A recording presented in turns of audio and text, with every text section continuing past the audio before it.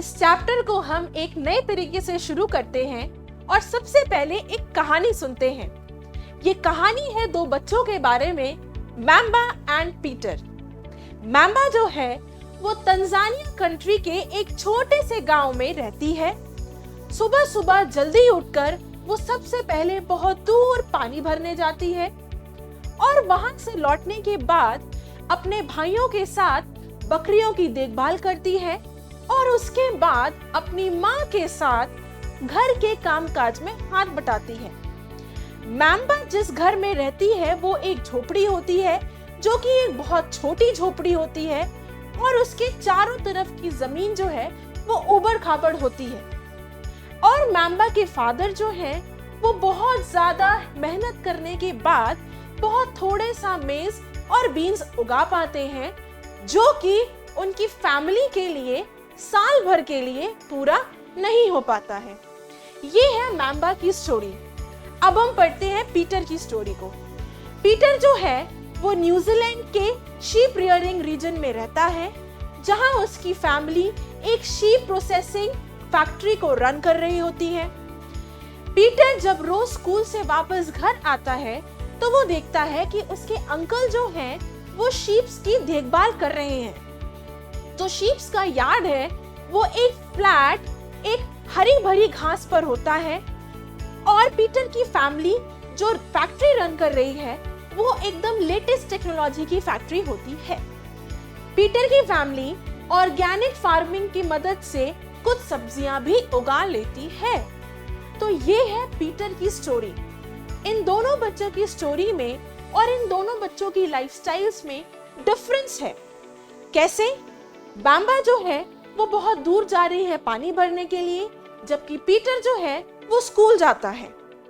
Mamba के घर के आसपास की जो जमीन है वो बहुत उबड़ खाबड़ है और फर्टाइल भी नहीं है, जिससे उनके फादर जो है बहुत ज्यादा मेज और बीन्स नहीं उगा पा रहे हैं। वेराज पीटर के आसपास की जो जमीन है वो ऑर्गेनिक फार्मिंग करके वो वहां पे कुछ सब्जियां भी उगा पा रहे हैं। तो इन दोनों की लाइफ में डिफरेंस इसलिए है क्योंकि इन दोनों की जगहों पे जो लैंड है, जो सॉइल है, जो वाटर है, जो वाइल्ड लाइफ है और जो वेजिटेशन है वो डिफरेंट है। So hello everyone and welcome to this amazing and awesome platform of PW। कैसे हैं बच्चे लोग? Hope you are doing all good, all well और मैं भी एकदम बढ़िया हूँ यार।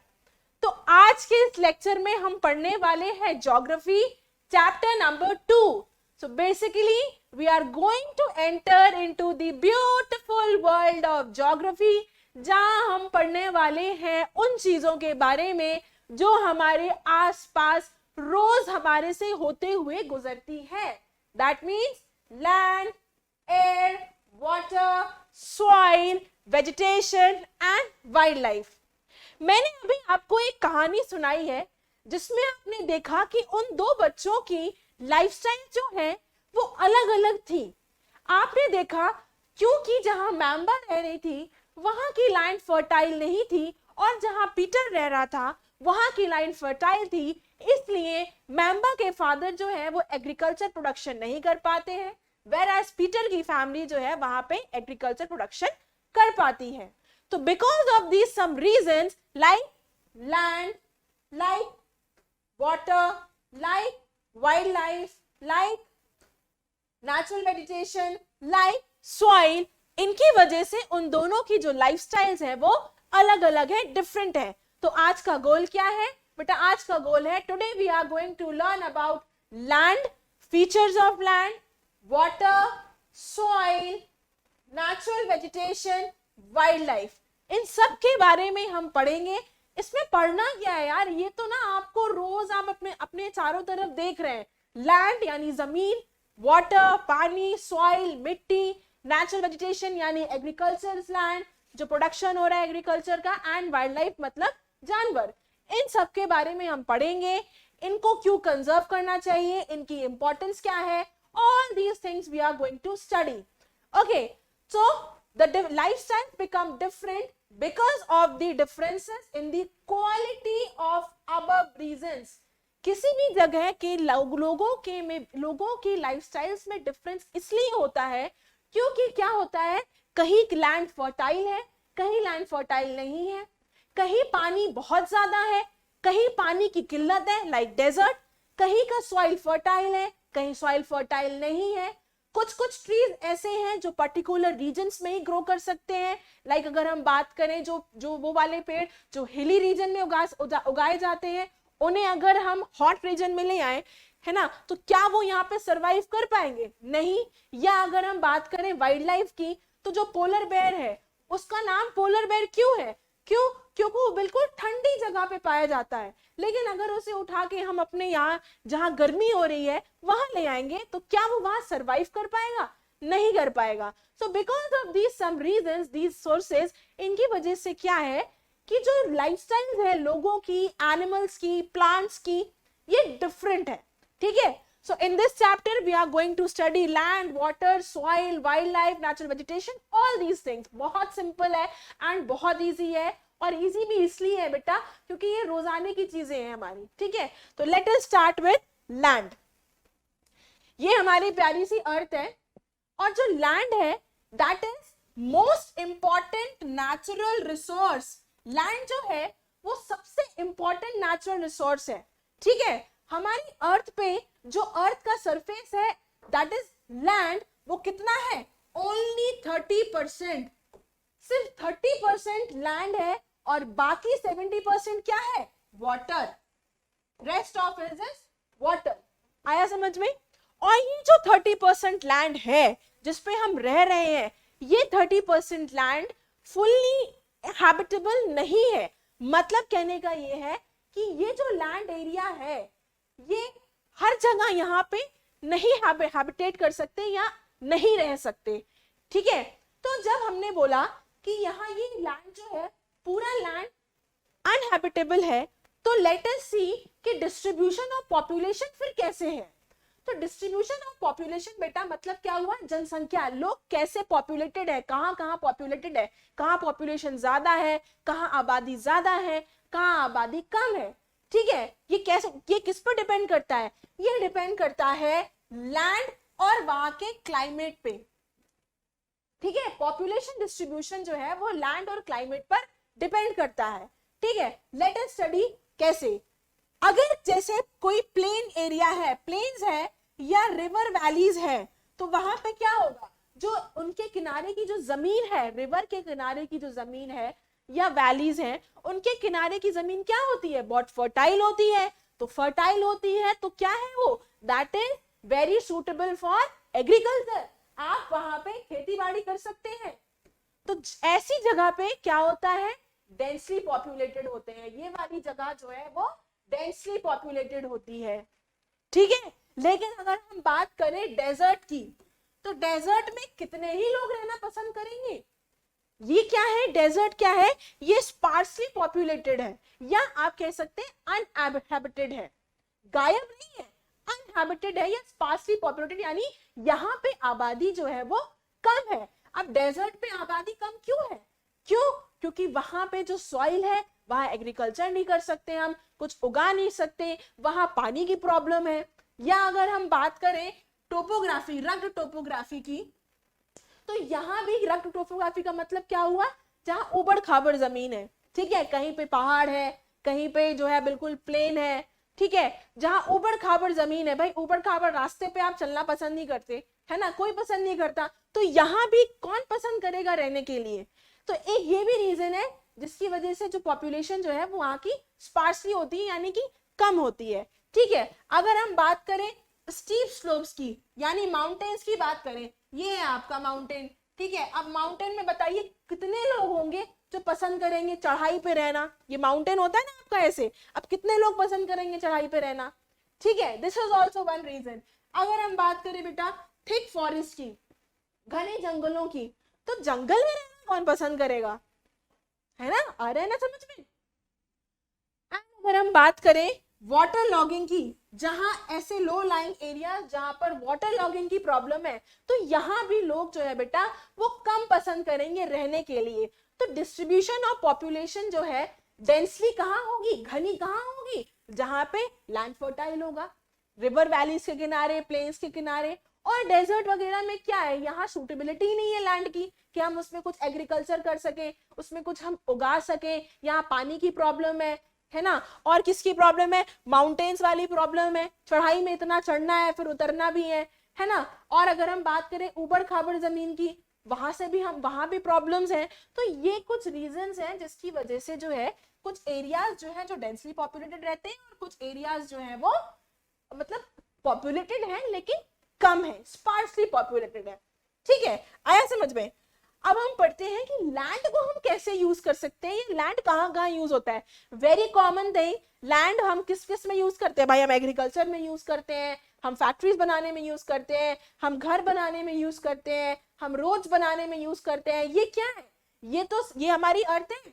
ठीक है, ये अर्थ है, ये सब चीजें क्या है, building, roads, forestry, agriculture, houses, factories, ये हम जमीन के सब ऊपर बना रहे हैं। ठीक है, लेकिन हम लैंड को और कैसे यूज कर सकते हैं, लाइक माइनिंग में यूज कर सकते हैं। ठीक है, हमें जब जमीन से मिनरल्स निकालने होते हैं, या जैसे हम बात करें कोल की, तो कोल हमें जमीन के ऊपर थोड़ी मिलता है, कोल हमें जमीन के अंदर मिलता है। तो जमीन को हम, लैंड को हम माइनिंग में भी यूज करते हैं, and so many other uses, और बहुत सारे यूजेस हैं लैंड के। ठीक है, यू कैन सी हियर, ये फॉरेस्ट हो गया आपका, ये हो गई factories, these are roads, these are houses, ये है so many like stadium, so many uses of land, बहुत सारे uses है land के। see this is agriculture। ठीक है, तो इतने सारे uses हम land के कर सकते हैं। अब हम पढ़ते हैं determinants of land use, वो कौन कौन से फैक्टर्स हैं जो लैंड यूज पैटर्न को डिसाइड करते हैं। ठीक है, तो बेसिकली यहाँ पे दो फैक्टर्स हैं, एक है आपका फिजिकल फैक्टर और एक है आपका ह्यूमन फैक्टर। आया समझ में। चलिए पढ़ते हैं फिजिकल फैक्टर क्या है। फिजिकल फैक्टर और you can say natural factors like topography. Topography क्या होती है, कहाँ पर कितने वहां पे पहाड़ है, कैसी सड़क है, कितना प्लेन है वहां का एरिया। ठीक है, तो ये चीज डिसाइड करेगी लैंड यूज में। अगर पहाड़ होगा तो वहां का लैंड अलग तरीके से यूज होगा, अगर प्लेन होगा तो वहां पे एग्रीकल्चर कर पाएंगे। आ रहा है बेटा समझ में। ठीक है, अगर हम बात करें सॉइल की, तो सॉइल भी ये डिसाइड करता है कि कैसे लैंड को यूज कर सकते हैं। जहां की सॉइल फर्टाइल होगा वहां हम खेती बाड़ी कर पाएंगे, जहां सॉइल फर्टाइल नहीं होगा या कम फर्टाइल होगा, हो सकता है वहां हम कुछ कॉम्प्लेक्सेस बना लें, बड़ी बड़ी बिल्डिंग्स बना लें। ठीक है, देन क्लाइमेट की बात करें तो क्लाइमेट भी जो है वो लैंड यूज पैटर्न को डिसाइड करता है। ठीक है, अगर जैसे मैंने अभी आपको बताया पोलर बेयर के बारे में, तो पोलर बेयर जो है वो उस क्लाइमेट में रहने को अडेप्टेड है, वो उस क्लाइमेट में ही रह सकता है। वो यहाँ जहां गर्मी हो रही है इक्वेटर के पास, वहां नहीं रह पाएगा। ठीक है, या अगर हम ट्रीज की बात करें तो पाइन ट्रीज जो हैं वो आपको हिली एरियाज में ही मिलेंगे। लेकिन अगर आप सोचे कि हम पाइन ट्रीज को उठा के अपने जहाँ पे गर्मी हो रही है, हॉट एरिया है जो वहां पे उगा ले, तो वो क्या वो उग पाएगा, क्या वो लग पाएगा पेड़, नहीं लग पाएगा। ठीक है, तो climate also decides the land use pattern. Then हम बात करें मिनरल्स की। भाई अगर कहीं जमीन पे मिनरल्स है तो जरूरी थोड़ी है फिर उसको हम कहीं कुछ शॉपिंग कॉम्प्लेक्स बना ले, हो सकता है हम माइनिंग करें उस लैंड की, है ना, माइनिंग करके मिनरल्स निकाल ले, हमने पढ़ा ना लैंड यूज। ठीक है, या फिर हम हो सकता है मिनरल्स है, फर्टाइल है, तो हो सकता है वहां हम खेती बाड़ी कर ले। ठीक है, एंड वाटर। तो ये कुछ रीजंस है, ये कुछ फैक्टर्स हैं जो लैंड यूज पैटर्न को डिसाइड करते हैं। These were some natural factors, you can say physical factors. अब हम पढ़ते हैं ह्यूमन फैक्टर्स। ह्यूमन फैक्टर्स भाई क्या है, जनसंख्या है, पॉपुलेशन है। पॉपुलेशन डिसाइड करती है वहां का लैंड किस मतलब डिसाइड करती है कि वहां का लैंड का जो यूज पैटर्न है वो कैसा होगा। ठीक है, लाइक जैसे हम क्या करते हैं, बड़ी बड़ी बिल्डिंग्स बना लेते हैं, शॉपिंग कॉम्प्लेक्सेस बना लेते हैं, और हम रोड्स बना लेते हैं। ठीक है, बहुत सारी चीजें हैं जो ह्यूमन एक्टिविटीज होती हैं। ठीक है, तो वो सारे फैक्टर्स किस में आएगा, आपका ह्यूमन फैक्टर में। Then next is technology. Technology का मतलब बेटा यहाँ हुआ कि जो बड़ी बड़ी सिटीज है लाइक दिल्ली, बैंगलोर, ये सब क्या है, these are all planned cities, these are all well planned cities.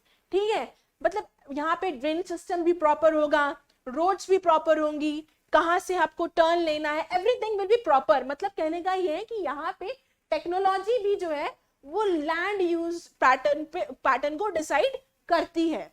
ठीक है, तो ये कुछ फैक्टर्स हैं जो लैंड यूज पैटर्न को डिसाइड करती है।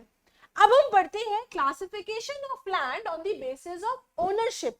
ओनरशिप के बेसिस पे बेटा हम लैंड को जो है वो 2 पार्ट्स में डिवाइड कर सकते हैं, दैट इज प्राइवेट लैंड। देखो प्राइवेट लैंड से समझ में आ रहा है कि वो लैंड जो इंडिविजुअल ओन करता है, ठीक है, जो हमारे पर्सनल यूज के लिए है। ठीक है, जैसे कि आपका घर है, आपका घर क्या है, ये आपकी एक इंडिविजुअल लैंड है, आपका इंडिविजुअल प्रॉपर्टी है आपकी। ठीक है, इसे आप अपने पर्सनल, आपका घर भाई आपका घर आपका है ना, तो इसे यूज भी आप ही करेंगे, आपका वो पर्सनल यूज है। लेकिन आपके घर के बाहर की जो रोड है वो जो है वो क्या है, वो एक कम्युनिटी लैंड है। सी कम्युनिटी लैंड, उसको क्या सिर्फ आप यूज कर रहे हैं कि सब लोग यूज करते हैं? सब लोग यूज करते हैं, है ना, तो ये है कम्युनिटी लैंड। आया समझ में? और इसे आप क्या कह सकते हैं, कॉमन प्रॉपर्टी रिसोर्स। ठीक है, ये कम्युनिटी लैंड, यहाँ पे क्या है, प्राइवेट लैंड जो है owned by individuals, community land will be owned by the community. जाहिर सी बात है, कम्युनिटी लैंड मतलब कॉमन लैंड जिसको सब लोग यूज कर सकेंगे, जैसे कि आपके पार्क्स हो गए। ठीक है, और you can use for collection of water, चारा कलेक्ट करने के लिए, और क्या के लिए, fruits and nuts and so many uses. मतलब इतने सारे यूजेस हैं, मैं बस I have told you 2-3 only, so many uses there are.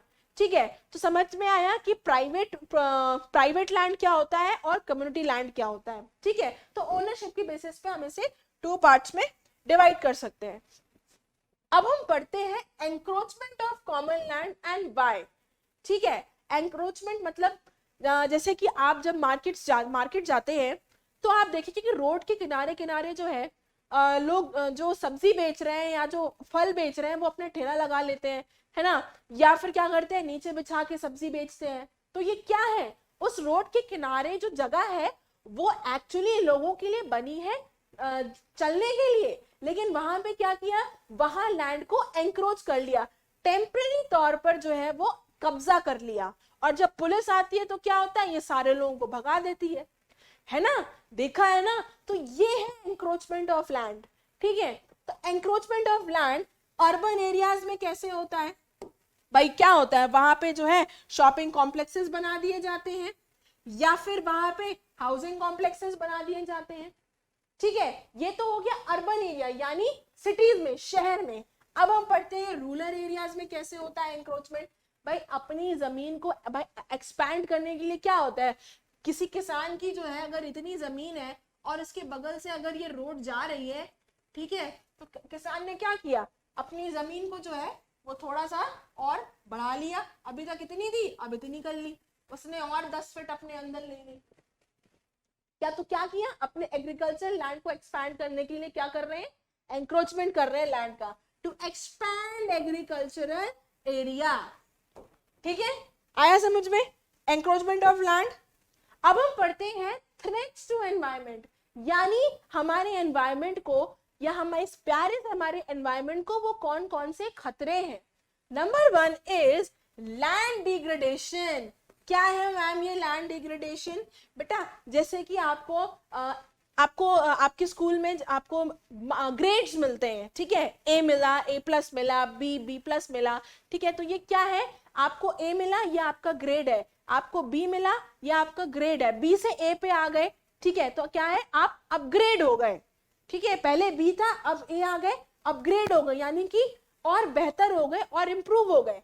अब लैंड डिग्रेडेशन क्या हुआ, आपको पहले A मिला था, अब आपको B मिल गया, आप क्या कर गए, डिग्रेड कर गए, यानी कि आप क्या हो गए, कम पे आ गए, है ना। तो यही चीज यहाँ लैंड डिग्रेडेशन में भी है कि यहाँ पे जो है वो सॉइल की क्वालिटी, लैंड की क्वालिटी जो है वो डिग्रेड हो गई है, अगर हो जाएगी तो ये एक हमारे एनवायरमेंट के लिए थ्रेट है, हमारे एनवायरमेंट के लिए घंटी है ये, ठीक है, हमारे एनवायरमेंट के लिए एक खतरा है ये लैंड डिग्रेडेशन, लैंड की क्वालिटी जो है वो खराब हो रही है, कम हो रही है।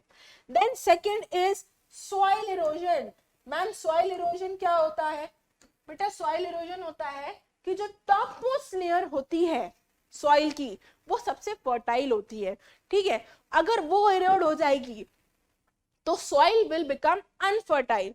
तो सॉइल इरोजन का मतलब है कि टॉप मोस्ट लेयर जो है due to some reasons like flood और अर्थक्वेक्स या रेन वाटर, इनकी वजह से जो है वो वॉश हो जाती है, उसे हम कहते हैं सॉइल इरोजन, ठीक है। तो सॉइल इरोजन भी एक रीजन है हमारे एनवायरमेंट की, हमारे एनवायरमेंट के लिए खतरा है, ठीक है। Then is landslides. By landslides तो आप you can see even in this picture also कि ये एक पहाड़ है ऐसे, और यहाँ की जो जमीन है वो नीचे को खिसक गई है, ठीक है। तो ये भी क्या है, हमारे एनवायरमेंट के लिए एक खतरा है। नीचे कैसे खिसक गई भाई? वहां पहले पेड़ थे, पेड़ काट दिए गए। पेड़ क्या करते हैं बेटा? ट्रीज क्या करते हैं, जो मिट्टी है ना, जो रूट्स होती है ना पेड़ की, जो मिट्टी को ना वो पकड़ के रखते हैं, बाइंड करके रखते हैं, ठीक है। तो अगर हम पेड़ काट देंगे तो भाई मिट्टी को कैसे बाइंड करेंगे? तो due to some reasons like आपका फ्लड्स हो गया, या बारिश बहुत ज्यादा हो रही है, ठीक है, या अर्थक्वेक आने की वजह से जो है लैंडस्लाइड हो जाता है। तो ये भी एक जो है खतरा है हमारे एनवायरमेंट के लिए। And next is desertification. Desertification का मतलब क्या हुआ बेटा? कि जमीन का उजड़ जाना, डेजर्ट जैसे हालात बन जाना। भाई डेजर्ट में क्या होता है? डेजर्ट में आपको पानी की प्रॉब्लम होती है, वहां की जमीन भी अच्छी नहीं होती, वहां आप कल्टीवेशन एग्रीकल्चर प्रोडक्शन नहीं कर सकते। तो ये कुछ चीजें हैं जो हमारे एनवायरमेंट के लिए जो है वो खतरनाक, हमारे एनवायरमेंट के लिए खराब है, खतरनाक है, जिससे हमारा एनवायरमेंट जो है वो अफेक्ट कर सकता है। You can see in this picture, this is see land has become so degrade, land degrade कर गया है यहाँ पे, ठीक है, लैंड डिग्रेड कर गया है। और ये क्या है? ये डेजर्टिफिकेशन है। देखिए यहाँ पे क्या हुआ, डेजर्ट जैसे हालात बन रहे हैं, पेड़ काट दिए तो फर्टिलिटी खत्म हो गई, फर्टिलिटी खत्म हो गई तो उस लैंड पे कुछ हो नहीं सकता, एग्रीकल्चर नहीं हो सकता, उस लैंड पे खेती बाड़ी नहीं हो पाएगी, ठीक है। And this is landslide. Next we'll study conservation of land resource. अभी हमने पढ़ा था कि लैंड रिसोर्स, जो लैंड जो है वो एक बहुत इंपॉर्टेंट रिसोर्स है, उसके यूजेस पढ़े, कैसे डिग्रेड हो रहा है ये पढ़ा, ठीक है। अब यहाँ हम पढ़ेंगे कि हमें लैंड रिसोर्स को कंजर्व क्यों करना चाहिए।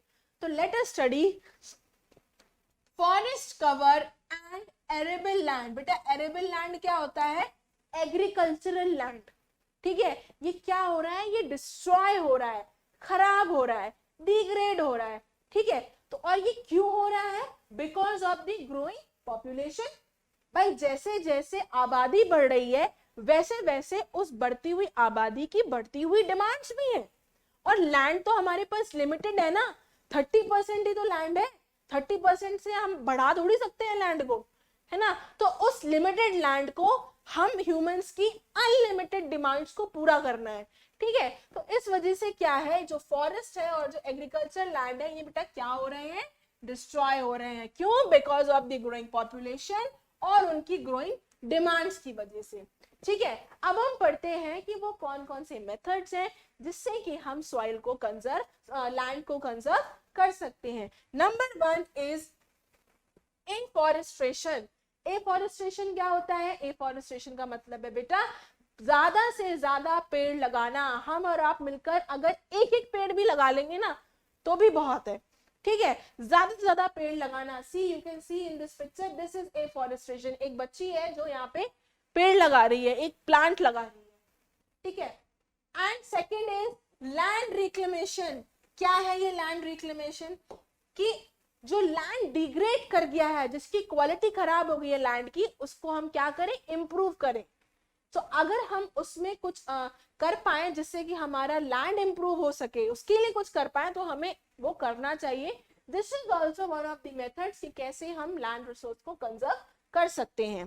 Then third is regulated use of chemical pesticides and fertilisers. See regulated use का मतलब क्या हुआ बेटा? इसका मतलब हुआ कि राइट प्रोपोर्शन में, ठीक है, लिमिटेड, राइट प्रोपोर्शन में, सही मात्रा में। देखो किसी भी चीज की अति करना, एक्सेसिव यूज करना भी खराब होता है। अगर यहाँ पे एक्सेसिव यूज करेंगे तो क्या होगा? प्रोडक्शन तो बढ़ जाएगा, फायदा तो होगा, लेकिन क्या होगा? लैंड की क्वालिटी जो है वो खराब हो जाएगी। तो इसीलिए one of the methods to conserve land is कि हमें राइट प्रोपोर्शन में फर्टिलाइजर्स और पेस्टिसाइड्स को यूज करना चाहिए, ठीक है। And last is check on overgrazing. भाई जानवर क्या करता है, चरने जाता है, लेकिन अगर वो ज्यादा किसी जमीन को चर लेगा तो क्या होगा, उस जमीन की फर्टिलिटी जो है वो खत्म हो जाएगी, कम हो जाएगी। ओके, तो इस पे भी एक चेक रखना चाहिए कि ऐसा ना हो कि बिल्कुल से उस जमीन की फर्टिलिटी जो है वो खत्म हो जाए। तो these are some methods of conservation जो हमें करना चाहिए अपने लैंड को बचाने के लिए, कंजर्व करने के लिए, क्योंकि लैंड देखिए हमारे पास लिमिटेड ही है, ठीक है। और उसे फुलफिल, मैंने बताया क्या करना है, फुलफिल उसको लैंड जो लिमिट है उसको अनलिमिटेड डिमांड्स को फुलफिल करना है, तो हमें उसे कंजर्व भी करना चाहिए। So you can see in this picture, ये जो है केमिकल पेस्टिसाइड्स और फर्टिलाइजर्स का यहाँ पे यूज कर रहे हैं and she is planting a plant.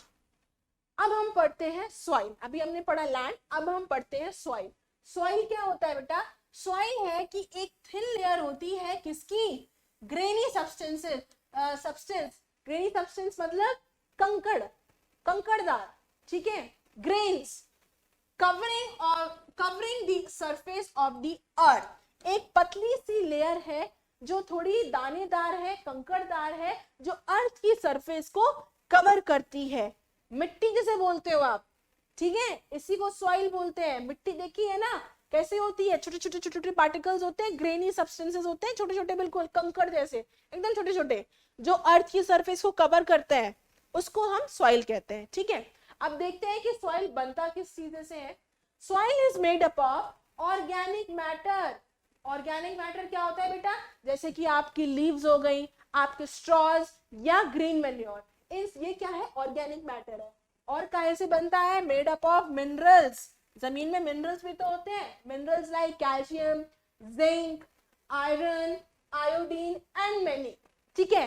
And it is also made up of weathered rocks, ठीक है, वेदर्ड रॉक्स भी है। वेदर्ड रॉक्स क्या होते हैं, वो वाले चट्टान जो कमजोर पड़ के धीरे धीरे धीरे धीरे टूटने लग जाते हैं, उनको कहते हैं वेदर्ड रॉक्स। मैंने क्या बताया, 3 चीजें बताई। एक आपको मैंने बताया organic matter, leaves, straw, green manure. एक मैंने आपको बताया मिनरल्स, यानी कि आयरन, जिंक, कैल्शियम, ये सारी चीजें। And third is weathered rocks, जो पत्थर, जो चट्टान कमजोर पड़ जाता है और धीरे धीरे नीचे टूट टूट के गिरने लग जाता है।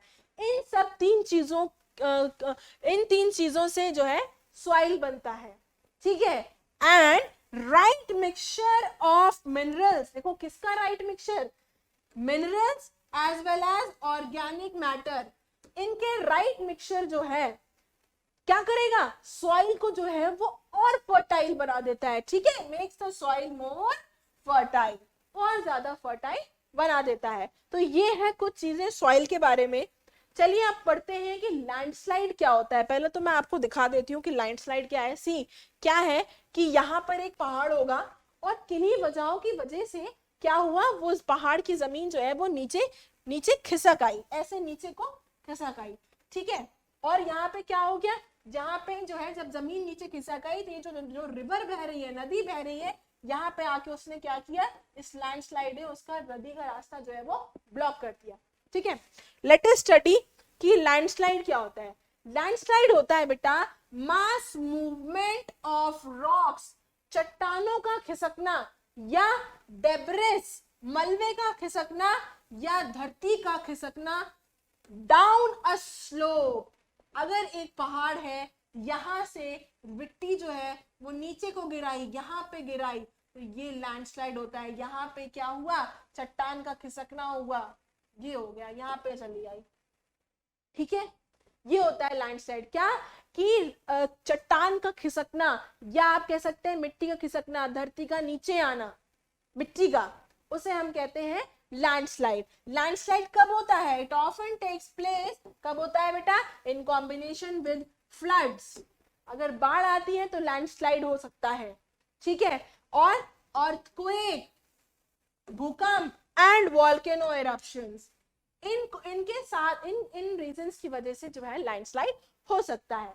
और कब हो सकता है बेटा, प्रोलॉन्ग्ड रेनफॉल, अगर कहीं लंबे वक्त तक बारिश हो रही होगी तो वहां पर भी जो है लैंडस्लाइड के चांसेस जो है वो बढ़ जाते हैं।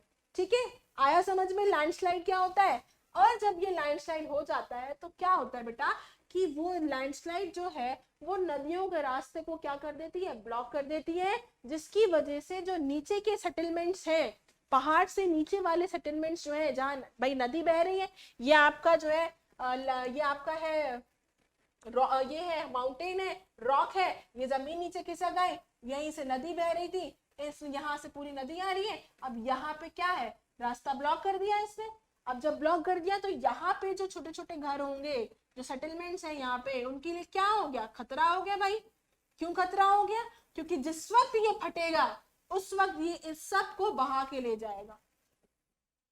आया समझ में, इसीलिए जो है ये एक खतरा बन जाता है डाउन सेटलमेंट्स के लिए। You can see in this picture I showed you कि ये कैसे जो है ये जमीन जो है वो नीचे को खिसक आई, पहाड़ जो है वो नीचे को खिसक आया और यहाँ पे ये रास्ता ब्लॉक हो गया है। और जब भी ये पानी जो फूटेगा तो क्या करेगा, एक फोर्स से बहेगा ना, क्या होगा, जो नीचे सेटलमेंट्स है उनको एक खतरा है ये।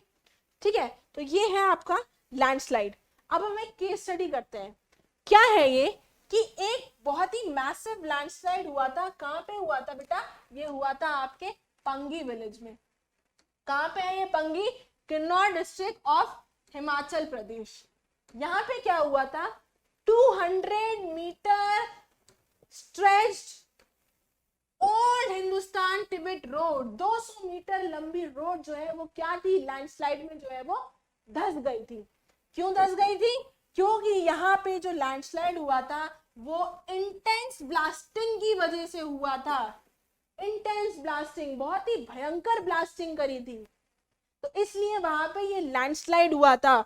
और इस ब्लास्टिंग की वजह से जो वीक जोन थे वहां पे क्या हुआ, वो जो है कोलैप्स कर जाते हैं, नीचे की तरफ खिसक गए, नीचे की तरफ गिर गए। मतलब ये पहाड़ था, ब्लास्टिंग करी तो ये पहाड़ जो है, यहाँ की मिट्टी जो है वो नीचे आ गई। ठीक है, ये हुआ था और इससे बहुत डैमेज हुआ रोड को।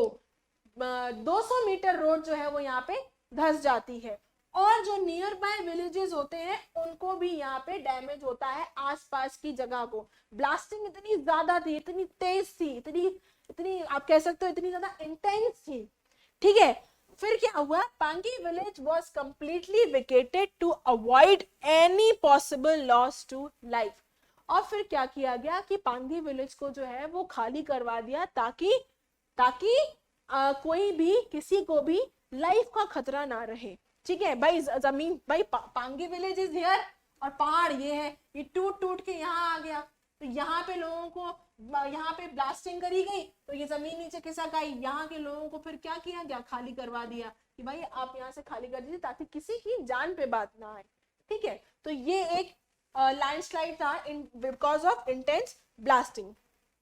अब हम पढ़ते हैं कि mitigation mechanism to manage landslide. Landslide को कैसे मैनेज कर सकते हैं, we can manage by hazard mapping.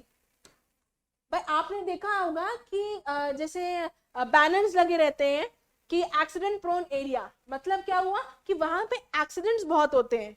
ठीक है, ऐसे ही जो है वो लैंडस्लाइड प्रोन एरिया की भी बैनर्स लगे रहते हैं, रोड के किनारे किनारे जो है लगे रहते हैं, लिखा रहता है लैंडस्लाइड प्रोन एरिया। मतलब क्या है कि वहां पर अक्सर लैंडस्लाइड होता है या हो जाता है। तो ठीक है, तो हजार्ड मैपिंग से क्या होगा कि हम उस लैंडस्लाइड प्रोन एरिया को जो है वो लोकेट कर लेंगे।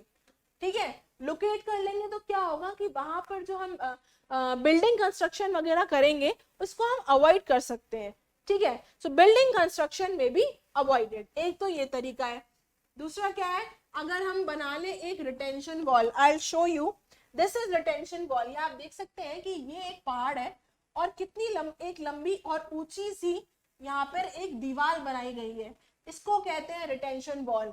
ये जो है रिटेंशन वॉल है जो कि लैंडस्लाइड को मैनेज करने में मदद करता है। ठीक है, मान लो अगर आएगा भी नीचे तो थोड़ा वॉल ये जो है सपोर्ट करेगी, तो लैंडस्लाइड को किस तरह मैनेज किया जा सकता है।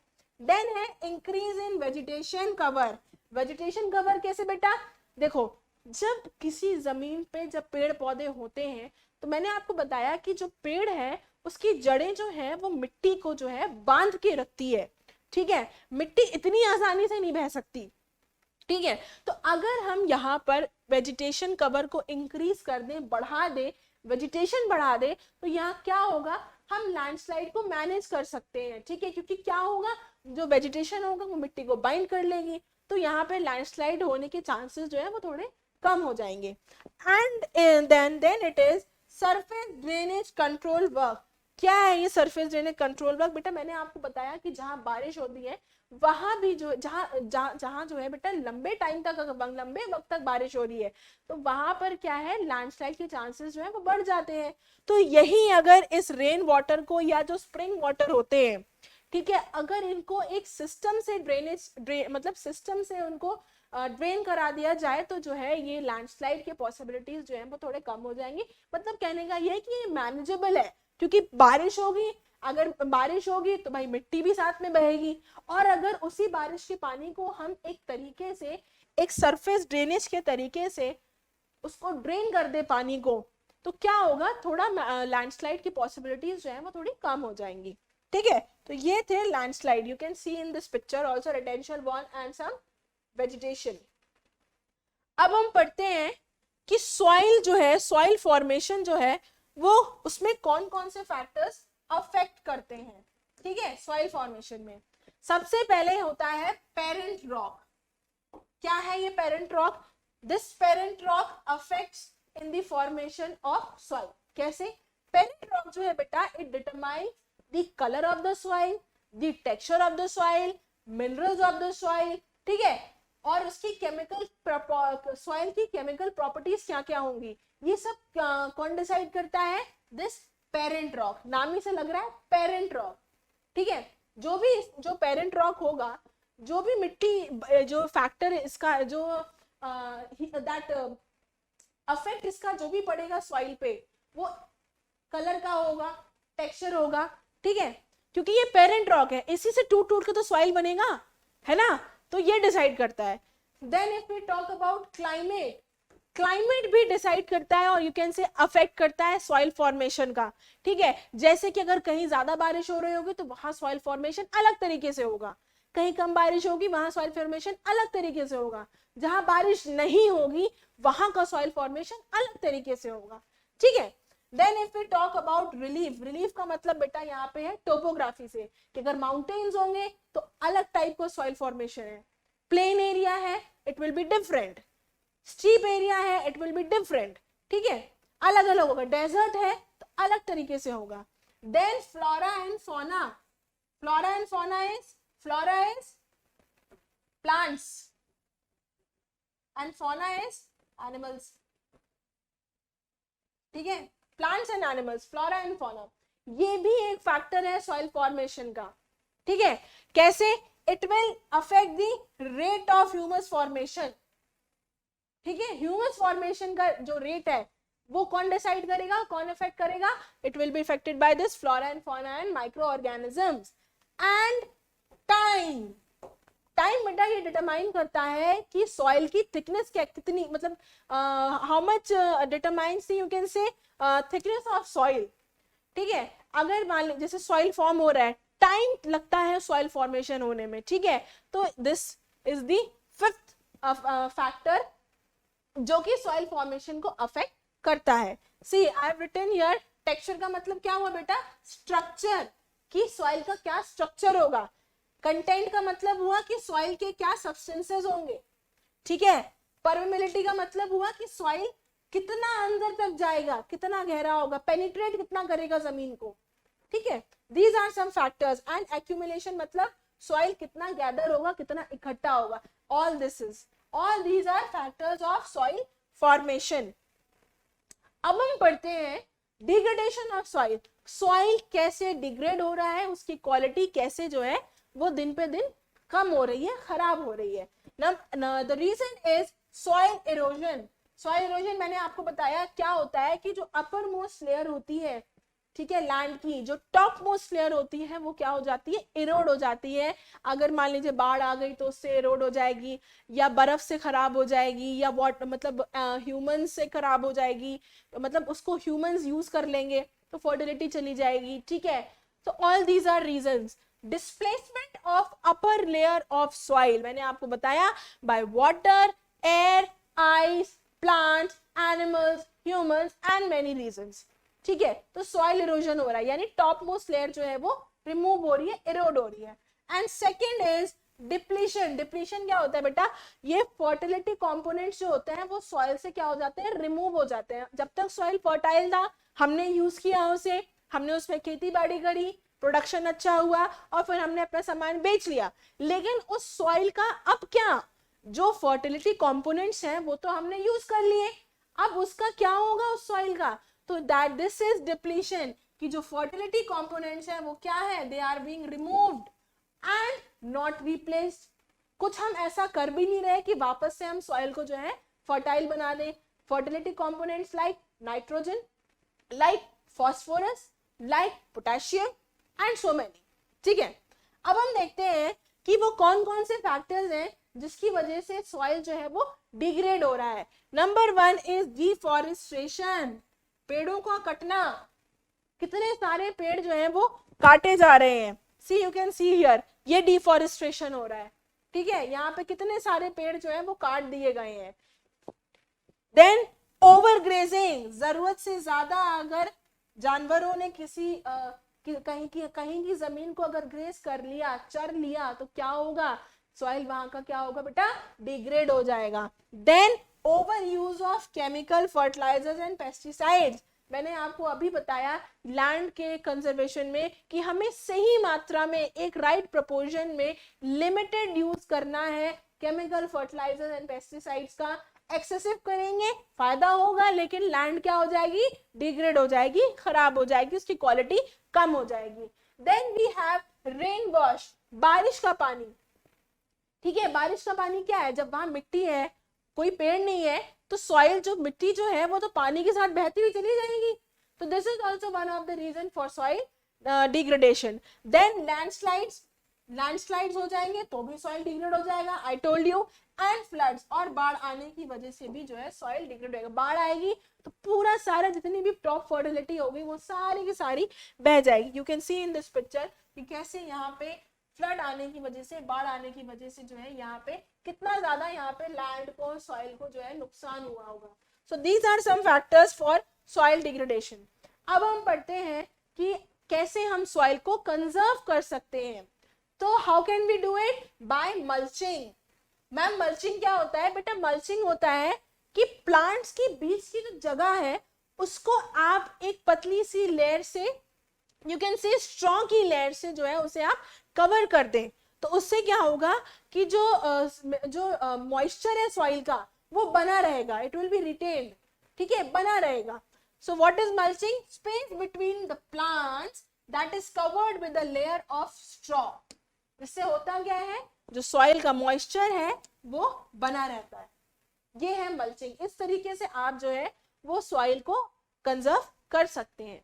Then next is contour barriers. Contour barrier क्या करता है बेटा, जैसे मान लीजिए ये पहाड़ है, ठीक है, कॉन्टोर बैरियर। अब यहाँ पे जो है हमने कुछ बैरियर्स जो है नेचुरली बन भी जाते हैं और बनाते भी हैं। ठीक है, जैसे कि टेरेस फार्मिंग में होता है, विल कम टू दैट। ठीक है, तो यहाँ पे ये हमने, अब यहाँ पर ही हमने सब पेड़ लगा दिए, तो यहाँ जब पानी बरसेगा तो जो फ्लो होगा वाटर का, ठीक है, जो फ्लो होगा वाटर का वो क्या हो जाएगा, यहाँ पे अभी टूट जाएगा। अभी ये आपका पहाड़ है, यहाँ पर हमने एक कॉन्टोर बैरियर बनाया है। ठीक है, अब हमने यहाँ पे जो पानी बह के आएगा, अब जब यहाँ पे बैरियर है, एक ऐसा बैरियर है, तो जो पानी बह के आ रहा है वो इस बैरियर को टकराएगा। जब टकराएगा तो पानी का फ्लो क्या हो जाएगा, कम हो जाएगा, धीमा हो जाएगा। तो इस पानी के साथ जो मिट्टी बह रही है वो क्या हो जाएंगी, बहेगी नहीं, कम हो जाएगा। जब पानी का फ्लो कम हो गया तो भाई मिट्टी नहीं बहेगी। तो ये भी एक तरीका है जो कि हम अडॉप्ट कर सकते हैं। Slows down the water movement. Water movement जो है, पानी का फ्लो जो है वो धीमा कर देती है, पानी का फोर्स जो है वो यहाँ पे स्लो हो जाता है इन कॉन्टोर बैरियर। देन अगर हम बात करें रॉक डैम की, तो रॉक डैम क्या है बेटा, जब पानी जो है जब चट्टानों से टकराएगा तो क्या होगा, जो पानी का करंट है वो कम हो जाएगा, तो पानी के साथ साथ की जो मिट्टी बह रही थी वो अब नहीं बहेगी। तो this also rock dam also what क्या करता है ये, this also slows down the water flow. ठीक है, you can see this is mulching, ये पेड़ है और इसके यहाँ पे सब यहाँ पे स्ट्रॉ लगाया हुआ है, थिन लेयर ऑफ स्ट्रॉज है। ठीक है, and you can see this is rock dam, यहाँ पे जो पानी बह रहा है वो अब यहाँ पे इसके बाद से ये जो लाइन है रॉक डैम की, उसके उस तरफ जितना भी पानी है वहां सब मिट्टी आ रही है। ठीक है, जब ये पानी यहाँ टकराता है तो यहाँ क्या है, सेटलमेंट्स हो जाते हैं, यानी मिट्टी यहाँ थोड़ी सी बैठ जाती है। Then is terrace farming. Terrace farming तो बहुत मतलब I think it is very much familiar, बहुत जगह हमने देखी भी है। आप जब हिल एरियाज में घूमने जाएंगे तो you can see this type of farming होती है। सी यहाँ पे क्या है, आप देख सकते हैं कितने सारे यहाँ स्टेप्स बनाए हैं, टेरेसेस बनाए हैं। क्या करते हैं कि भाई यहाँ पे क्या होता है, ये आपका पहाड़ है, ठीक है, तो यहाँ पे क्या करते हैं, ये आपका पहाड़ आया, फिर ऐसे एक स्टेप बनाया, ठीक है, टेरेस बनाया, फिर ऐसे पहाड़ किया, फिर एक स्टेप बनाया, फिर ऐसे पहाड़ किया, फिर एक स्टेप बनाया। तो ये क्या है, ये एक टेरेस फार्मिंग है। See I will show you here, this is your rock, ये आपका पहाड़ है, फिर यहाँ टेरेस बनाया, फिर ऐसे गए, फिर टेरेस बनाया, फिर ऐसे गए, फिर टेरेस बनाया, फिर ऐसे गए, फिर टेरेस। तो ये आप देख सकते हैं स्टेप्स बन गए, ये स्टेप्स बन गए। तो टेरेस फार्मिंग इज बेसिकली, इसमें स्टेप्स बनाए जाते हैं। Steps are made on the steep slopes, slopes पे जो है स्टेप्स बनाए जाते हैं, काय के लिए, फॉर ग्रोइंग क्रॉप्स। यहाँ पे जो है बेटा, जब पानी यहाँ से क्या होगा, जब नीचे को आएगा तो ये जो टेरेस बनाया है, फ्लैट सरफेस है, जो स्टेप है, यहाँ पे पानी क्या हो जाएगा, यहाँ पानी होल्ड हो जाएगा। अब यहाँ से पानी इतनी तेजी फ्लो में नहीं गिरेगा। अगर सिर्फ ऐसे होता तो यहाँ तो पानी बहुत तेज गिरता, लेकिन अब क्या किया, ऐसे है, फिर ऐसे है, फिर ऐसे है, फिर ऐसे है, फिर ऐसे है, फिर ऐसे, तो यहाँ क्या है, पानी का फोर्स जो है वो कम हो गया। ठीक है, तो this is also a method for soil conservation. Then आता है आपका इंटरक्रॉपिंग। इंटरक्रॉपिंग क्या है, see you can see in this picture कि ये जो है रोज में जो है क्रॉप्स उगाए जा रहे हैं, और यहाँ पर क्रॉप मान लीजिए यहाँ पर आपका उगाया जा रहा है मेज, ठीक है, तो यहाँ पर है आपका कॉर्न, फिर यहाँ पे मेज, फिर यहाँ पे कॉर्न, इंटरक्रॉपिंग है। ठीक है, different crops grown in alternative rows, दो अलग अलग क्रॉप जो है वो ऑल्टरनेटिवली उगाया जा रहा है। एक आपकी रो है कॉर्न्स की, तो एक आपकी रो है सोयाबीन की, फिर एक आपकी रो है कॉर्न्स की, तो एक आपकी रो है सोयाबीन की। ठीक है, this is intercropping. Contour ploughing क्या है, अभी मैंने आपको बताया कॉन्टोर बैरियर्स। कॉन्टोर बैरियर्स क्या है, ऐसे पहाड़ में यहाँ बैरियर बन गए, अब जो यहाँ बैरियर बन गए तो यहीं पे जो है पेड़ उगाए, यहाँ पे प्लॉइंग करी, तो यहाँ पे प्लॉइंग जब करी तो ये नेचुरल बैरियर बन गया। अब पानी जो आएगा वो यहाँ टकराएगा, और जब यहाँ टकराएगा तो पानी का फ्लो क्या हो जाएगा, कम हो जाएगा। This is contour barring. Contour ploughing, contour ploughing is parallel to the contours, contours के पैरेलल करी जाती है ये, and forms a natural barrier. ये एक अपने आप ही नेचुरल बैरियर पानी का बन जाता है। ठीक है, and then is shelter belts. Shelter belts क्या होता है बेटा, एक लंबी सी लाइन में बहुत सारे पेड़ उगा दिए जाते हैं, लंबे लंबे, ठीक है, कई सारे पेड़ उगा देते हैं उसमें। ठीक है, और वो क्या करते हैं, वो विंड का फ्लो जो है, विंड की मूवमेंट जो है उसको चेक करते हैं। अगर हवा तेज होगी और वहां पेड़ नहीं है तो हवा जो है अपने साथ साथ मिट्टी भी ले जाएगी, लेकिन अगर वहां पे लंबे लंबे ट्रीज होंगे, लंबी लंबी सी, अगर ये खूब सारे ट्रीज होंगे यहाँ पे, तो यहाँ क्या होगा, यहाँ अब जो हवा आ रही होगी वो यहाँ पे क्या होगा, उसका फोर्स जो है वो कम हो जाएगा। जब फोर्स कम हो जाएगा तो मिट्टी इरोड होगी, सॉइल कंजर्व होगा ना, मिट्टी इरोड तो नहीं होगी ना, अब नहीं होगी। ठीक है, तो शेल्टर बेल्ट्स का ये काम होता है। तो these are some soil conservation methods. You can see ये एक टेरेस फार्मिंग है और वो इंटरक्रॉपिंग है। अब हम पढ़ते हैं वाटर के बारे में। जल ही जीवन है। ठीक है, वाटर क्या है बेटा, वाटर एक रीन्यूएबल नेचुरल रिसोर्स है। रीन्यूएबल नेचुरल रिसोर्स का मतलब है रिन्यू हो गया, अपने आप रिन्यू हो गया। ठीक है, यानी कभी खत्म नहीं होगा। हमारी अर्थ को, हम अपनी अर्थ को वाटर प्लैनेट भी बोलते हैं, और क्या बोलते हैं, we call it blue planet. Water planet क्यों बोलते हैं? क्योंकि अर्थ पे कितना पानी है? 70% वाटर है, बहुत पानी है, बहुत पानी ना, 70% पानी बहुत होता है, बहुत पानी है, जिसमें से आपका जो ओशन वाटर है, ठीक है, महासागर का पानी, वो क्या है? सैलाइन है, यानी कि खारा है। खारा है तो यहाँ क्या है? वो पानी जो है वो हमारे ह्यूमन बींग्स के लिए यूज करने लायक नहीं है। It is not fit for human consumption. हम ह्यूमंस के लिए वो जो है यूज करने लायक नहीं है। अभी हमने पढ़ा कि वाटर कितना है? 70% है, बहुत पानी है। लेकिन बेटा only fresh water is only about 2.7%। लेकिन फ्रेश वाटर कितना है? ओनली 2.7%। और इस 2.7% का 70%, इस 2.7% का, out of this 70% fresh water is inaccessible. यानी इस 2.7% का जो 70% वाटर है वो हम इंसानों से बहुत दूर है, मतलब हम वहां तक नहीं पहुंच सकते, हम उस पानी को यूज करने के लिए वहां तक नहीं पहुंच सकते। क्यों? वाई? क्योंकि it is in the form of, किस फॉर्म में है? आइस शीट्स, बर्फों के फॉर्म में है, ग्लेशियर्स के फॉर्म में है। कहां पे? Antarctica, Greenland and mountainous region. पहले तो बड़ा अच्छा लगा, 70% पानी है, पानी पानी है, लेकिन पता चला 2.7% है। और उस 2.7% का भी बेटा 70% जो है उस वहां तक तो हम उसको वहां तक पहुंच ही नहीं सकते, वो हमारे लिए इनएक्सेसिबल है। ठीक है, क्यों? क्योंकि वो ग्लेशियर्स और आइस शीट्स के फॉर्म में है। ओनली 1% ऑफ वाटर, सिर्फ 1% ऑफ फ्रेश वाटर, ठीक है, 1% ऑफ फ्रेश वाटर क्या है? अवेलेबल भी है और हम ह्यूमंस के लिए फिट भी है, हम ह्यूमंस के इस्तेमाल के लायक है, हम इंसानों के इस्तेमाल के लायक है। जैसे कि हमें किन किन फॉर्म में वो मिलता है? Like ground water, like rivers, like lakes, like better water vapour in the atmosphere. ठीक है, आया समझ में? ये है। अब हम पढ़ते हैं कि ये क्या है मैम? ये है बेटा आपकी वाटर साइकिल। बहुत ही बेसिक सा कॉन्सेप्ट है वाटर साइकिल का। क्या होता है कि जब सूरज की गर्मी जो है वो जब जमीन पे पड़ती है तो क्या होगा? यहाँ पे धरती जो है वो गर्म हो जाएगी, एज वेल एज पानी गर्म हो जाएगा ना। जब ये पानी गर्म हो जाएगा तो इट विल गो अप, ऊपर जाएगा, इवेपोरेट हो जाएगा, भाप बनकर ऊपर चला जाएगा। इसे हम कहते हैं इवेपोरेशन। पानी इवेपोरेट हो रहा है। अब मैम बोलोगे मैम दिखता तो है नहीं पानी ऊपर जाते हुए। जब आप गैस पे पानी गर्म करते हैं, कुछ देर जब आप उसे गर्म करेंगे तो क्या होता है? पानी थोड़ा सा कम हो जाता है।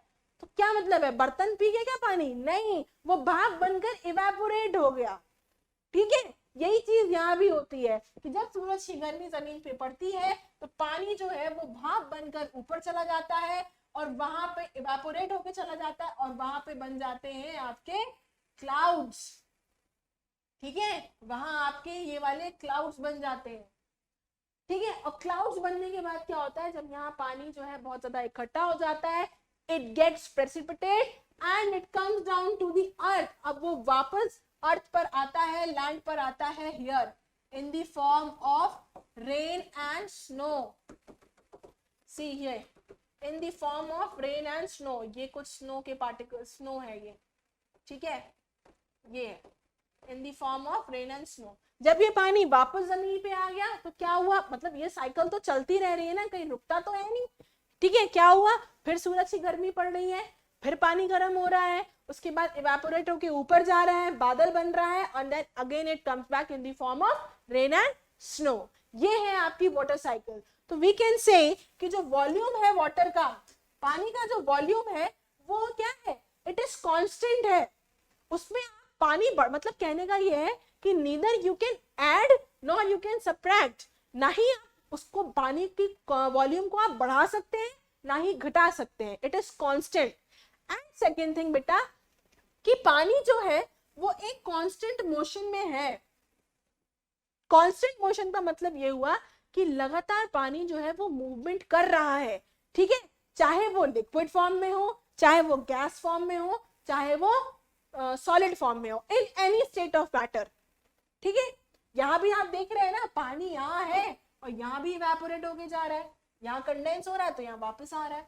This cycle also goes on, और पानी का मूवमेंट भी है वो कहीं रुका नहीं है, ऐसा नहीं है कि आज रुक गया कल मूवमेंट करेगा। पानी जो है वो लगातार बहता जा रहा है, मूवमेंट कर रहा है, ठीक है, आइदर इन सॉलिड, लिक्विड और गैस, ठीक है, समझ में आया ना। अब हम पढ़ते हैं कि यूजेस ऑफ वाटर, पानी के क्या क्या यूजेस हैं। बहुत ज्यादा सिंपल है ये, ठीक है। अब पानी के तो बहुत सारे यूजेस हैं, लेट अस सी। लाइक पानी को आप पीते हैं, ड्रिंकिंग,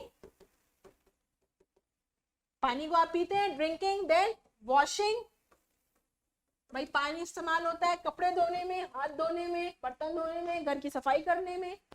पानी पीते हैं, पानी से हम खाना बनाते हैं, पानी से हम वेजिटेबल्स धोते हैं, पानी से हम नहाते हैं, ठीक है। और क्या है, पानी से क्या होता है, इलेक्ट्रिसिटी प्रोड्यूस होती है, इलेक्ट्रिसिटी प्रोडक्शन होता है, ठीक है। और पानी का यूज कहाँ होता है, फैक्ट्रीज में होता है, ठीक है। और कहाँ होता है पानी का यूज, हम करते हैं एग्रीकल्चर में। और कहाँ यूज होता है, बहुत सारी जगह है जहाँ पानी का यूज होता है। मैंने क्या बताया, पानी जो है, वाटर जो है क्या है, रिन्यूएबल रिसोर्स है, ठीक है। तो ये सारी और भी बहुत सारी चीजें हैं जहाँ पे हम पानी का यूज करते हैं, वाटर का यूज करते हैं, so many things. Okay, next is why shortage of fresh water. Fresh water की किल्लत क्यों है, कमी क्यों है फ्रेश वाटर की। बेटा बहुत कॉमन सी बात है, बिल्कुल बहुत कॉमन सी बात है कि जब हमारी पॉपुलेशन बढ़ गई, जब हमारी पॉपुलेशन इंक्रीज हो गई तो क्या होगा, पॉपुलेशन इंक्रीज हुई तो भाई पानी की जो यूजेबिलिटी है, पानी की जो इस्तेमाल अभी तक 10 लोग कर रहे थे अब 20 लोग करने लग जाएंगे, तो पानी जो है वो थोड़ा शॉर्टेज तो पड़ेगी पानी की, because of population. Then increasing urbanisation, बड़ी बड़ी फैक्ट्रीज का सेटअप होना, बड़ी बड़ी बिल्डिंग्स बनना, स्काई स्क्रैपर्स बनना, रोड्स बनाना, घर बनाना, इन सब चीजों में भी तो पानी का इस्तेमाल होता है ना। Then increase in demand for food, भाई जब लोग ज्यादा हैं तो भाई खाना भी ज्यादा चाहिए, तो इसलिए इसमें भी पानी का यूज होता है, इसलिए इसकी वजह से भी एक शॉर्टेज पड़ रही है पानी की। And cash crops, cash crops क्या होते हैं बेटा, वो वाले क्रॉप्स होते हैं जिनको आप बेच के आपको पैसा मिलता है, जैसे कि आपके हो गए कॉफी, टी, शुगर केन, ठीक है, ये होते हैं cash crops. And rising standard of living, भाई राइजिंग स्टैंडर्ड ऑफ लिविंग कैसे, आज हम अपने अपने बढ़िया घरों में रहते हैं, बढ़िया बढ़िया सबके पास कार है, कार को धोने के लिए में पानी चाहिए, चाहिए कि नहीं चाहिए। या जैसे कूलर होता है, कूलर में गर्मियों में जब हम कूलर का इस्तेमाल करते हैं तो पानी का यूज करते हैं कि नहीं करते हैं। हमारे घर में बड़े बड़े गार्डन्स होते हैं, उसमें हम पानी का यूज करते हैं कि नहीं करते हैं। So these are all some reasons कि क्यों फ्रेश वाटर की अब शॉर्टेज हो रही है। एंड वन मोर बहुत ही ज्यादा इंटरेस्टिंग चीज है, लेट अस सी वाटर मार्केट। ये क्या है, पानी का बाजार, वाटर मार्केट पानी का बाजार, ये क्या है बेटा, क्या है, अमरेली जो है ये सौराष्ट्र में एक जगह है, ठीक है। वहां पे क्या है, वहां पे 1.25 लाख की पॉपुलेशन है, और वहां ये जो पॉपुलेशन है ये पानी को खरीदते हैं अगल बगल की जगहों से, ठीक है। वहां पानी को खरीद के पानी का यूज करते हैं, क्या कर रहे हैं, purchase water from near by places, अगल बगल की जगहों से जो है वो पानी खरीद के इस्तेमाल कर रहे हैं। इसका मतलब क्या है, यहाँ शॉर्टेज है पानी की, किल्लत है पानी की, ठीक है। तो दीज आर सम रीजंस कि व्हाई फ्रेश वाटर जो है उसकी अब शॉर्टेज हो रही है। Now problems of water availability, भाई पानी की जो कमी है वो ऑल ओवर वर्ल्ड है, करीब करीब मतलब हर जगह है, so it is a universal problem, ठीक है, ऑल ओवर द वर्ल्ड है। देन और क्या है, ओवर एक्सप्लॉयटेशन, पानी का हम जरूरत से ज्यादा इस्तेमाल कर रहे हैं। अगर हम ब्रश कर रहे हैं तो वो टैप खुला हुआ है, ब्रश कर रहे हैं, पानी वेस्ट हो रहा है, क्लोज द टैप, ठीक है। ये सारी चीजें हैं, ओवर एक्सप्लॉयटेशन हो रहा है। And contamination of water, contamination of water का मतलब हुआ पॉल्यूटेड वाटर, खराब पानी, पानी को खराब करना। फैक्ट्रीज वगैरह क्या कर रही है, फैक्ट्रीज वगैरह में क्या होता है, जो पानी होता है, जो गंदा पानी होता है वो सीधे नदियों में जाता है, तो क्या हो जाता है, पानी जो है, रिवर का पानी जो है वो पॉल्यूट हो जाता है। इससे क्या हो रहा था, इससे जो है बहुत सारी मछलियां मर रही थी। अभी आई टेल यू कि अब क्या हुआ है फैक्ट्रीज में, ठीक है।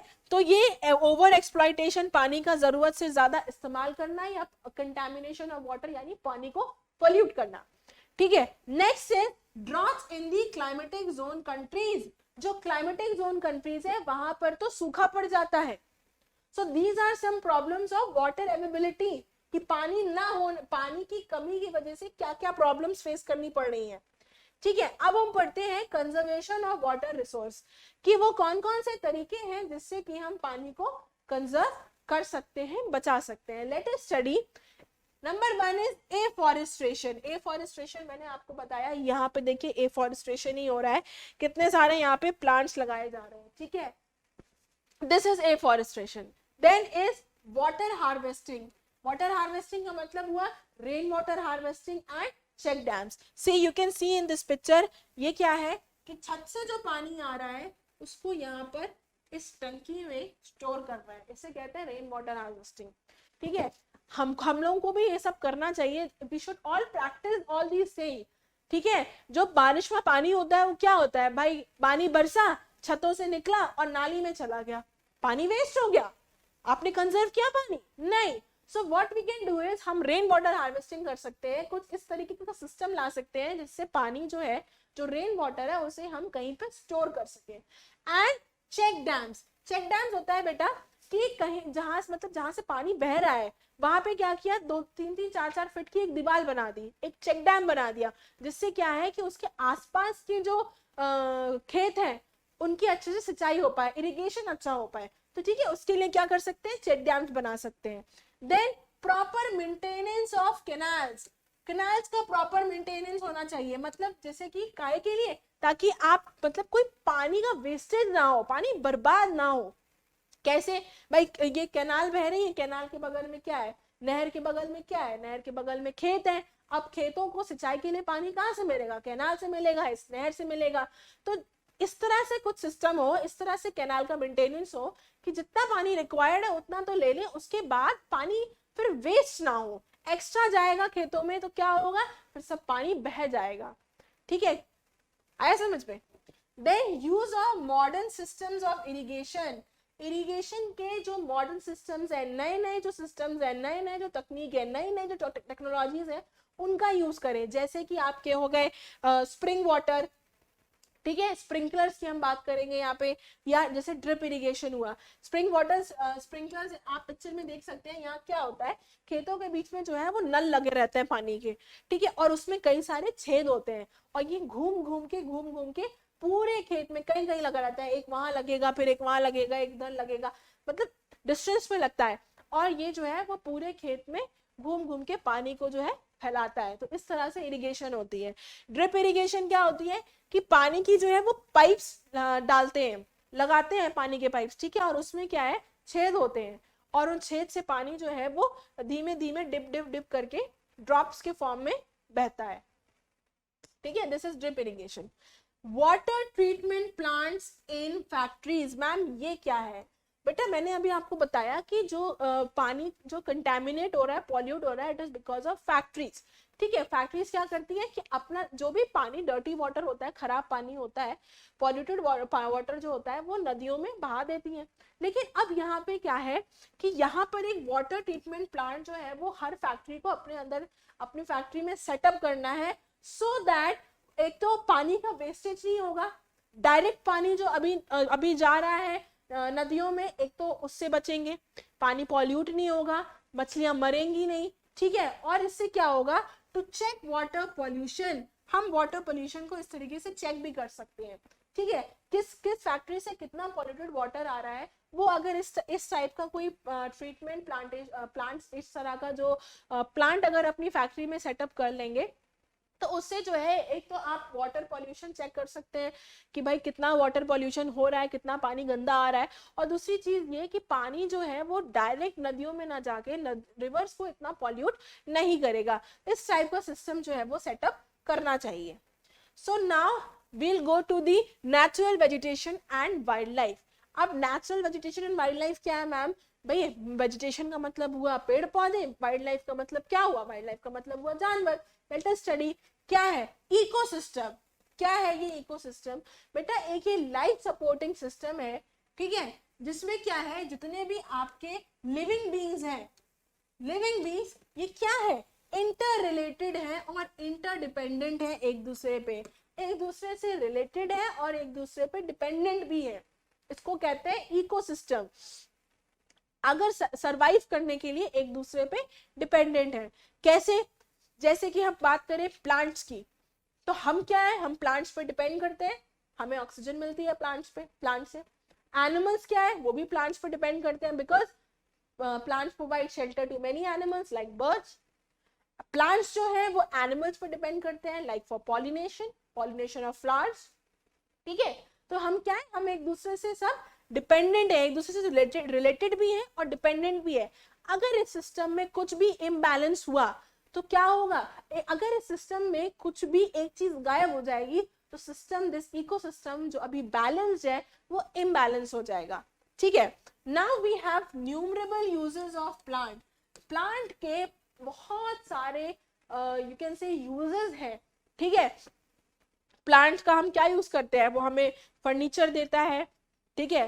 Plants give us fruits, plants provide shelter and plants जो है वो हमें ऑक्सीजन प्रोवाइड करते हैं, जो हम, जिसको हम ब्रीथ करते हैं। Then they provide shelter, I told you. Plants जो है वो सॉइल इरोजन को भी प्रोटेक्ट करते हैं, ठीक है ना, जमीन को बांध के रखते हैं, मिट्टी को। Then it helps in storage of underground water. मिट्टी बांध के रखेंगे तो पानी, मिट्टी की जो नमी है वो बनी रहेगी, पानी जो है अंदर। शेल्टर बेल्ट्स, शेल्टर बेल्ट्स मैंने आपको बताया एक ही लाइन में कई सारे लंबे लंबे पेड़ बने रहते हैं और क्या है, वो हवा का जो मूवमेंट है उसे रोकते हैं। रोकते क्या है, मतलब आप कह सकते हैं कि उसे जो है थोड़ा सा फोर्सफुल मूवमेंट, जो हवा का मूवमेंट है उसे थोड़ा सा स्लो कर देते हैं। देन प्रोवाइड फ्रूट्स, लेटेक्स यानी कि rubber, medicine and paper and so many furniture, ठीक है। पेपर जिसपे अभी आप ये सारे नोट्स बना रहे हैं, ये क्या है, ये आपको प्लांट से मिला है। पेंसिल वो हमें कहाँ से मिली है, प्लांट से मिली है। टेबल, बेड जिसपे सोते हैं वो कहाँ से मिला है, प्लांट से मिला है। There are so many uses of plant, ठीक है। Now we'll come to wild life. अब वाइल्ड लाइफ मतलब क्या हुआ, जानवर। Let us see this wildlife, what it does, it helps to maintain balance in ecosystem. अगर imagine करिए कि हमारी लाइफ में, इस एनवायरनमेंट में सिर्फ और सिर्फ प्लांट्स हो और हम लोग हो, क्या ये बैलेंस रहेगा? नहीं रहेगा ना, इट विल बी इम्बैलेंस। तो ये जो वाइल्ड लाइफ है, it helps to maintain the balance in the ecosystem. हम दोनों, हम सब एक दूसरे से रिलेटेड हैं। देन वाइल्ड लाइफ में क्या क्या आता है भाई, आपके सारे एनिमल्स आ गए, ऑल टाइप ऑफ बर्ड्स आ गई, इंसेक्ट्स यानी कीड़े मकोड़े आ गए, and aquatic life forms. Aquatic life forms का मतलब क्या हुआ बेटा, सभी तरह के इक्वेटिक लाइफ फॉर्म्स, पानी वाले, उसमें आपका क्रोकोडाइल आ गया, एलिगेटर भी आ गया, फ्रॉग भी आ गया, फिशेस भी आ गई, सब कुछ आ गया, डॉल्फिन्स आ गई, व्हेल आ गई, शार्क आ गई, सब कुछ इक्वेटिक लाइफ फॉर्म्स, ठीक है। अगर इंसेक्ट्स की बात करें तो उसमें हम बात कर रहे हैं बीज की। बीज हमें क्या देती है, इट गिव्स अस हनी, ठीक है। और बीज का और क्या, हमें और क्या हेल्प करती है, it helps in pollination of flowers, ठीक है। बीज क्या है, अट्रैक्ट होती है ना फूलों से, ठीक है, अट्रैक्ट होती है, तो इट हेल्प्स इन पॉलिनेशन। क्या करेगी, बीज जाके वो उस फूल पे बैठ जाएंगी और फिर उस फूल से जब वो उठ के कहीं और जाएगी तो उसका सीड जो है वो कहीं और गिरा देती है। तो this is pollination, how flowers pollinate, तो उसमें बीज हेल्प करती है। देन अगर हम बर्ड्स की बात करें तो these birds these feed on insects, कीड़े मकोड़ों पे ये फीड करती है एंड खाती है एंड डिकम्पोजर्स की तरह एक्ट करती है, ठीक है। जैसे एग्जांपल दें वल्चर का, तो वल्चर जो है वो क्या करती है, डेड एनिमल्स को खाती है, ठीक है। और इस तरीके से क्या है, ये एक वाइटल क्लेंजर है एनवायरमेंट का सफाई कर देती है। अगर कोई एनिमल डेड हो गया, मर गया है, तो उसको कौन खा लेगा, उसको वल्चर खा लेगी, ठीक है। तो इस तरीके से उसने क्या किया, सफाई करी, ओके। तो ये है वाइल्ड लाइफ। अब हम पढ़ते हैं distribution of natural vegetation. Natural vegetation जो है, कहाँ कहाँ किस किस तरीके के प्लांट्स हैं, कैसे प्लांट्स हैं, आइए उनको जानते हैं। बेटा दिस नेचुरल वेजिटेशन जो है ना, जो ये वेजिटेशन की ग्रोथ है, this basically depends on temperature and moisture, वहां का टेम्परेचर कैसा है उस हिसाब से वहां पेड़ पौधे होंगे, उस वहां पे मॉइस्चर कैसा है उस हिसाब से वहां पेड़ पौधे होंगे। Let us study major types of vegetation, basically 4 हैं, फॉरेस्ट है आपके, ग्रासलैंड्स है, स्क्रब्स एंड टुंड्रा। आइए इन सबको थोड़ा सा डिटेल में पढ़ते हैं। फॉरेस्ट की बात करें तो यहाँ क्या है, फॉरेस्ट में जो है वो ये फॉरेस्ट जो है वो एक हाई मॉइस्चर एरिया है, ठीक है, जहाँ पे मॉइस्चर ज्यादा होता है, नमी ज्यादा होती है। एंड यहाँ पे यहाँ के जो पेड़ हैं वो कैसे होते हैं, बड़े बड़े लंबे लंबे पेड़ होते हैं, ठीक है। और यहाँ पे रेनफॉल कैसी होती है, बहुत ज्यादा होती है। भाई जंगल वहीं उगेगा ना जहाँ बारिश ज्यादा है, ठीक है, तो यहाँ पे रेनफॉल भी ज्यादा होती है, यहाँ लंबे लंबे पेड़ भी होते हैं और यहाँ पे जो मॉइस्चर है वो भी ज्यादा होता है। लेकिन अगर हम बात करें यहाँ ग्रासलैंड की तो यहाँ पे जो है मॉइस्चर वो कम होता है, थोड़ा सा कम होता है। और यहाँ पे जो ट्रीज का साइज है, भाई मॉइस्चर कम हो गया तो भाई पेड़ भी कैसे हो गए, पेड़ भी थोड़े छोटे हो गए, ठीक है, ठीक है। और यहाँ पे रेनफॉल कैसी हो गई, रेनफॉल भी मॉडरेट हो गई, ना बहुत ज्यादा है ना बहुत कम है, ठीक है। ये हो गए ग्रासलैंड्स। अब पढ़ते हैं थॉर्नी श्रब्स एंड स्क्रब्स। यहाँ क्या है, यहाँ बहुत ही ज्यादा लो रेनफॉल है, ठीक है, मतलब बेसिकली ये आपका जो है डेजर्ट एरिया होता है जहाँ बहुत कम रेनफॉल होती है, ठीक है। और यहाँ पे मॉइस्चर कैसा होता है, यहाँ पे मॉइस्चर भी और ज्यादा कम हो जाता है। और बेसिकली यहाँ क्या है, ये एक ड्राई एरिया होता है, ठीक है। और यहाँ पे जो प्लांट्स होती हैं उनकी रूट्स कैसी होती हैं, बहुत डीप रूट होती है। डीप रूट इसलिए होती है बेटा कि बारिश हो नहीं रही, ठीक है, तो वहां मॉइस्चर भी कम हो गया, तो अब जो ये रूट्स हैं ये जमीन से पानी लेती है, ठीक है। तो डीप रूटेड प्लांट्स होते हैं यहाँ पे, लाइक थॉनी कांटेदार और वैक्सी लीफ, मोमी पत्ती होती है यहाँ पे, ठीक है, थॉनी में, थॉनी श्रब्स में। अगर अब हम बात करते हैं टुंड्रा की, तो टुंड्रा क्या है, ये कोल्ड पोलर रीजन्स होते हैं। टुंड्रा रीजन टॉप में पोल्स पे होते हैं, ठीक है। और यहाँ पे क्या होता है, यहाँ पे मोस्टली आपको लिचेंस एंड मोजेस मिलेंगे, जिसको हम काई कहते हैं, ठीक है। तो यहाँ ये टुंड्रा रीजन है, यहाँ का जो एग्रीकल्चर होगा, यहाँ बेसिकली एग्रीकल्चर कैसे होगा, यहाँ तो बर्फ ही बर्फ है, इतना ठंडा है यहाँ का रीजन, ठीक है। तो यहाँ मोस्टली हमें क्या मिलती है, काई मिलती है। These were some distribution. Now we'll study why natural vegetation and wildlife is in danger. ये natural vegetation और wildlife danger में क्यों है, तो इसलिए है बेटा because of 2 reasons. One is human factors and second one is natural factors. कुछ तो इंसानों के काम ऐसे हैं जिसकी वजह से ये natural जो आपकी vegetation है और wildlife जो है वो खतरे में है। Like how? लाइक डिफॉरेस्टेशन, देखो चीजें कैसे इंटरकनेक्टेड है। डिफॉरेस्टेशन से क्या हो रहा है, लैंड खराब हो रहा है, लैंड डिग्रेड हो रहा है, सॉइल इरोजन हो रहा है, ये सब चीजें इंटरकनेक्टेड है, ठीक है। डिफॉरेस्टेशन से करने से क्या हो रहा है, भाई नेचुरल वेजिटेशन जो है उसको क्या है, डेंजर है। हम अगर पेड़ काट देंगे तो कहाँ से हम फिर पेड़ लाएंगे, कैसे हम सॉइल को बाइंड करके रखेंगे, ठीक है। पेड़ काट काट के अपनी जरूरतें पूरी कर रहे हैं। देन सॉइल इरोजन, पेड़ काट दिए तो उसका आउटकम क्या निकलेगा, भाई सॉइल इरोड कर जाएगा, जो उसकी टॉप लेयर फर्टिलिटी वाली जो लेयर है वो हट जाएगी, रिमूव हो जाएगी। देन कंस्ट्रक्शनल एक्टिविटीज, पेड़ काट काट के, जंगल काट काट के हम अपने घर बना रहे हैं, अपनी जरूरतों को पूरा करने की कोशिश कर रहे हैं, ठीक है। एंड पोचिंग, पोचिंग क्या होता है बेटा, पोचिंग होता है आपका इलीगल हंटिंग, उन जानवरों का शिकार करना जिसको मना है, जिसपे बैन है, ठीक है, दैट इज इलीगल हंटिंग। ये कुछ ह्यूमन फैक्टर्स हैं जो कि नेचुरल वेजिटेशन और वाइल्ड लाइफ को खतरे में डाल रही है। एंड सेकेंड इज आपके नेचुरल फैक्टर्स जैसे कि सुनामी हो गया, देन लैंडस्लाइड हो गया, फॉरेस्ट फायर हो गया, ये सब चीजें भी जो है, भाई फॉरेस्ट फायर क्या है, जंगल में आग लगना, जंगल में आग लगेगी तो बहुत सारे जो वेजिटेशन है, पेड़ पौधे हैं वो जल जाएंगे, उस पेड़ पे बहुत सारे एनिमल्स रह रहे हैं, बर्ड्स रह रही हैं, उनका घर चला जाएगा। सो ये सब कुछ फैक्टर्स हैं जिनकी वजह से नेचुरल वेजिटेशन और वाइल्ड लाइफ जो है वो डेंजर में है।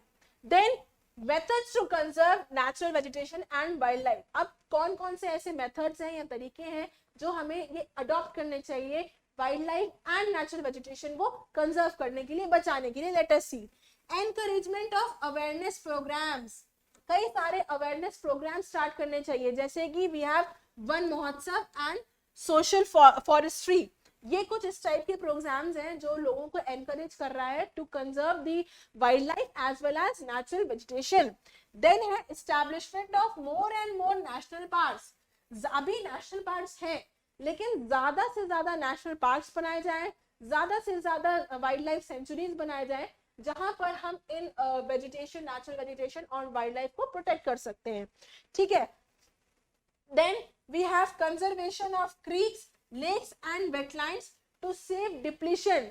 डिप्लीशन मैंने क्या बताया, जो फर्टिलिटी कंपोनेंट्स हैं जो डिप्लीट हो जाती हैं हम जब सॉइल यूज कर लेते हैं, लेकिन उसको हम वापस रिटेन नहीं करते हैं, उसको वापस लैंड को फर्टाइल नहीं बनाते।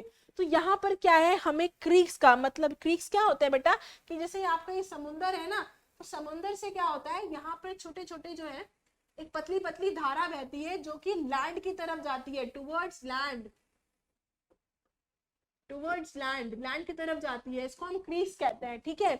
इन सबको क्या करना चाहिए, कंजर्व करना चाहिए। एंड लेजिस्लेशन, यानी कि कुछ ऐसे कानून बनाने चाहिए, जैसे कि एक बना हुआ है for killing of tiger and lion and peacock. भाई टाइगर एंड लायन पे कानून बना है, बैन है कि आपको इनका शिकार नहीं करना है, इनको आप नहीं मार सकते। हाथी का शिकार क्यों करते हैं, क्योंकि उसके दांत जो है वो बहुत प्रेशियस होते हैं। ठीक है। शेर और लायन का शिकार क्यों करते, लायन और टाइगर का शिकार क्यों करते, क्योंकि इनकी खाल जो है वो बहुत ज्यादा कीमती होती है, तो इस वजह से मना है। और पीकॉक का भी मना है, इलीगल है इंडिया में। क्यों, क्योंकि peacock is our national bird. इस वजह से कुछ इस टाइप के कानून बनाने जाने चाहिए जिससे कि इन एनिमल्स का जो किलिंग है उसको स्टॉप करना चाहिए। And last is CITES, that is Convention on International Trade in Endangered Species। ये क्या है बेटा, ये बेसिकली एक इंटरनेशनल एग्रीमेंट है बिटवीन दी गवर्नमेंट्स। काय के लिए है, जिसमें ये लिस्ट किया गया है कि आपके कुछ 5000 species of animal and 28,000 species of plants को क्या करना है, प्रोटेक्ट करना है। तो इसके लिए यहाँ पे जो है एक इंटरनेशनल लेवल पर एक एग्रीमेंट हुआ है। ठीक है। So this was for all today. तो होपफुली आपको समझ में आया होगा कि लैंड, सॉइल, वाटर, ये सारी चीजें हमारे लिए कितनी इंपॉर्टेंट है। हम कैसे कैसे दिन पे दिन ये चीजें जो है वो डिप्लीट हो रही है, खत्म हो रही है, खराब हो रही है।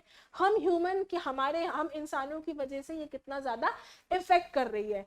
ठीक है। और हमें इन्हें कंजर्व भी करना चाहिए। So this was for all today and thank you very much. हंसते रहिए, मेहनत करते रहिए। Have a good day.